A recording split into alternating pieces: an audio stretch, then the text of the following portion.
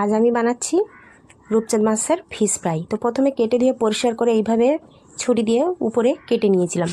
তারপর পেঁয়াজ বাটা, কাঁচা লঙ্কা বাটা, আদা রসুন বাটা, পরিমাণ মতো নুন, ঝালের গুঁড়ো, হলুদের গুঁড়ো, ধনের গুঁড়ো, জিরের গুঁড়ো এবং গন্ধরাজ লেবু দিয়ে খুব সুন্দর করে ম্যারিনেট করে নিয়েছিলাম।